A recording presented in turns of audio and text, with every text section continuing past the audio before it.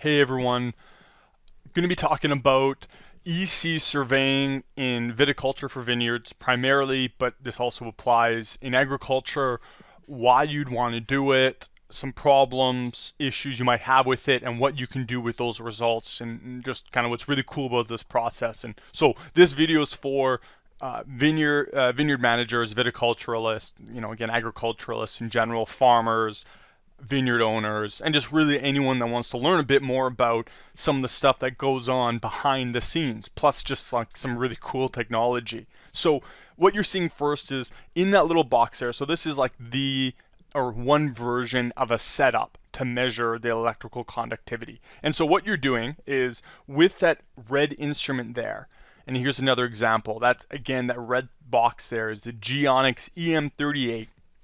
And what it's doing is it's measuring the local electrical field, the electrical conductivity of the local area. So, and actually I'll bring over an image here that you can just see, so you can see right in there. So this is the EM38 and it's measuring these different fields. So what it's doing by that, and this is the very kind of crude version, is it's measuring how the soil, and really the local, very local environment, because it doesn't just pick up the soil, but primarily how the soil conducts electricity. And based on that, we know that if something is conducting electricity at a high rate, that it has certain characteristics. And in viticulture, there are typically three, there's more, but the three big causes of high electrical conductivity are salt, clay content, and water content. And of course, those are very interrelated. That's not one or the other. It's often high clay content obviously leads to high water content. But and there's other factors that I'll get into in a little bit, but those are the kind of the three big ones. So what you're doing is by measuring that conductivity, you're producing a map. And let me just give you an example right here. So for example, something like this. This is an electrical conductivity map of a vineyard. Those reds are the highs, so that's where we have high electrical conductivity, where we'd expect a lot of clay and water primarily, because we know in this case salt's really not an issue. And in most cases you're measuring clay and water. The blue is, what you can see right there, for example, is low electrical conductivity. So very crudely, you'd look at this map and what you would say is, relative within the vineyard, these red areas have a high clay content, much more clayey. The blue is much more sandy, low clay. Now again, incredibly important when you're looking at these maps, whether as a practitioner or someone's done these maps for you, this is entirely relative. You cannot compare absolute values across vineyards because there are just so many variables that can impact it. So there is no absolute high or absolute low. This, high clay content, we know this vineyard from soil sampling does not actually have relatively speaking, a very high clay content. So you may compare this to another vineyard and this actually would be blue relative to that other vineyard. But anyways, within this vineyard, we have these electrical conductivity highs that tell us more clay, more water here. And one of the really cool things, if you run a vineyard, you can imagine how important knowing what's going on, mapping, and seeing these variations that are not going to be immediately apparent above the soil. Because the other thing you're doing with this survey is you're measuring at different depths. So when this is being pulled along, one of the cool things about the EM38 is we're measuring to an average depth of 0.7 meters and at the same time 1.5 meters. So when we go back to this map, for example, that I was just showing you, this is at 1.5 meters and it averages that distance. So it's not just a measurement of conductivity at 1.5 meters, it's kind of from the instrument to 1.5 meters of depth average. So if higher up in the profile, let's say at about 0.8 meters, you have almost like a clay body sitting there, or you have like a pocket of water, that's going to average up that reading. That may not be, because of course, as we know, our soil profile is never going to be perfectly consistent.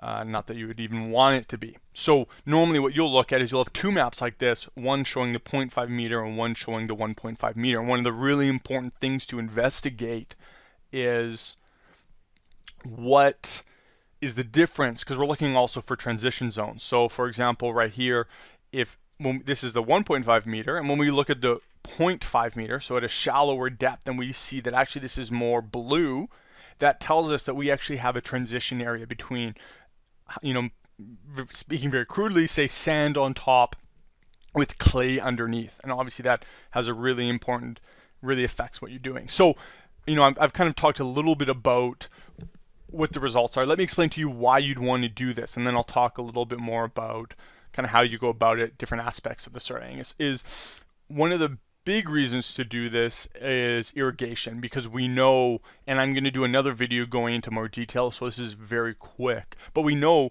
that if you have any control over your irrigation, and let's say this is, let's say we've done some soil pits and these are all sand, then we know we need to irrigate that differently if this is just sand down the entire profile, versus if this is sand over top of clay, then again, you're going to irrigate that radically differently. And if this is, say, sand that just gets a little bit more clayey, or maybe it's we have a weird mixture going on in some of these other areas, right? There's some weird stuff going on here that really impacts kind of our irrigation strategy, where we might want to irrigate more frequently at less volume, or higher volume more frequently. That you really can play with that, because often what we'll see is very common is that this correlates very well with vigor.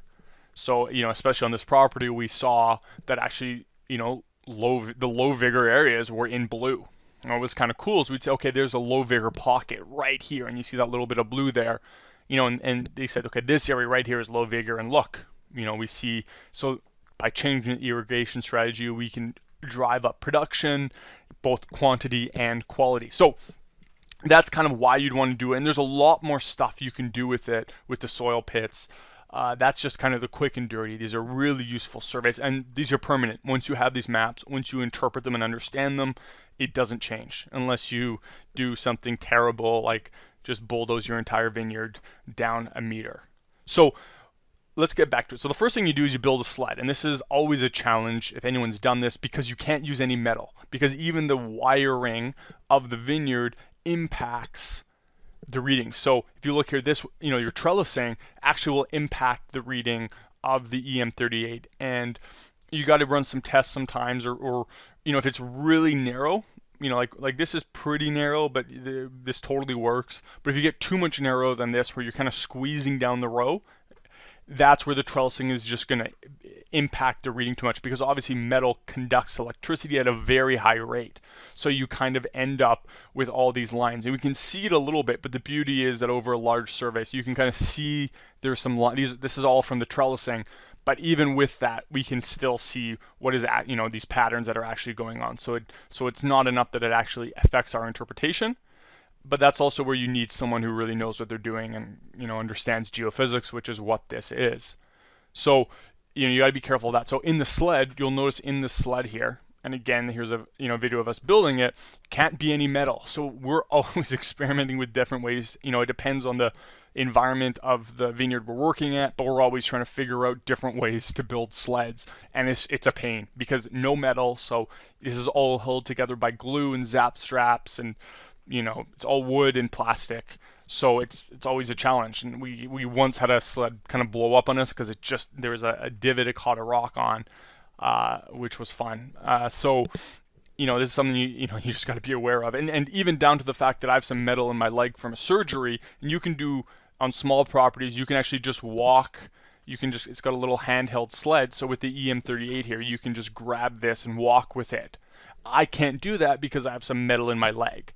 And if you were to do it and you want to do a walking survey, you got to get rid of your rings, any keys, belt buckles. You got to get rid of all your metal. Got to make sure that if you're carrying your data logger and GPS, it's far enough away from the instrument. So this is very, very important. And your survey results, otherwise will be useless. So, what you do, here's us at another property setting up, is you've got your EM38 in here, and we'll cover it up and tie it down and everything so it doesn't bounce around. We have a GPS, which we're attaching right here, and then a data logger, which records the data. And as you can see, we pull it behind, an ATV. You want to be kind of roughly a couple meters behind so that the metal of the ATV and the engine can be a problem, doesn't impact it. And then, we usually do every other row in terms of spacing which gives us, kind of the map we've already shown you. This is kind of every other row, and we got some great data here that worked really well. So you've got your survey set up, and then essentially you're just turning it on and you're running up and down every other row, kind of being really careful. And then you'll have to, with the other components, you're going to heavily edit the data, because guess what? When you come down this row and you turn around, well, this fencing is going to blow your data up. So you got to edit all that out. There's a lot of data analysis and such that goes into getting Vineyard's super high quality data. So I thought I'd also kind of show you just a video of what running one looks like. And we've got this open here because we're having some equipment problems, so we were just kind of playing around and testing some things. But so yeah, this is you can hear the motor, and it's bouncing around. GoPro's a great piece of video equipment. But this is where you're just kind of running down the row, and in this case, this is before a vineyard's been planted, which is a great time to do an EC survey. Well, you can do it any time, and that's it. That this is you're just once all the setup and everything's built, this is what you do for hours to get all your data, which is kind of cool. It's a lot of fun. So that's that. I think the last thing I'll mention, kind of in running an EC survey, here's just a kind of a close up again. You see in this case we've just kind of tied it down, just based on some stuff we were doing here. And again, you just see all these zap straps, and you gotta be really careful of that wiring. Make sure you're really going down the middle, and that's what we use these runners for. And that's where we kind of tested and found that these runners work really effectively. If you have any questions about building a sled or suggestions, always looking for different ideas, but we've definitely played around with a bunch of things and have found a bit of success. So I think that's maybe I'll end there, because I'm going to do another one talking about how to interpret and understand, and a little bit more about implementation. I think those are kind of, maybe the last thing I'll say, there's something kind of cool, and I'll talk about this more, is this is CEC, some soil sampling we did, and you'll notice again how well it correlates, and this does not happen on every property, but how well the soil is kind of correlating, these soil samples with the conductivity. And what this tells us is very likely that the soil is the clay content of the soil is what's driving our high readings, and again coupled with that is water and such. Oh, and the last thing I want to mention is soil pits. So what you'll do, these are some other people's soil pits, not ours, is once you've conducted the survey, once you've got all this information, we'll decide, okay, we need to verify. Because if you have this map, it's a pretty map. If you don't do anything with it and you don't verify it, that's all it is. Put it up on your wall, frame it, look at it, be happy about the thousands of dollars you spent. So what you have to do is, and often with your, kind of anyone you're working with here, you'll pick some different areas to test and to sample. Right, so in this case, just going very quickly, you might say, okay, we want to sample this area. Definitely want to sample here, because this is weird. I'm not going to talk about that right now. We want to sample this. Is the sand maybe up here? Maybe get a high in here, and we'll sample a few areas to figure out what are the management zones. So this will be a management zone. This is a management zone. We see another one, management zone, kind of coming right through there. So how do we interpret it? How do we understand it? And application. So that's where then you'll dig a soil pit. You can go to a depth of 1.5 meters. This is a pretty deep pit. You don't always have to do it. You want to do it, that deep, because a lot of time you get once you get to a meter, you usually have a pretty good idea. Ideally you want to go to 1.5, but sometimes for practical reasons, getting to 1 meter, 1.23 meters is okay. And you'll notice again, you want to go close to the vine rows, because you can kind of do some other cool things. This is a pretty wide. Again, you don't have to go this wide.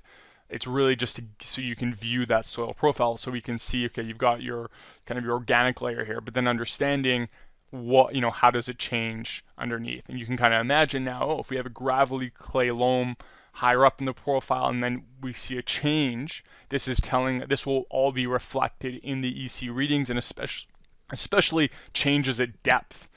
And that's where that 0.5 meter reading and the 1.5 meter reading, we'll investigate this and we'll find this, and then that helps us calibrate the survey and the maps.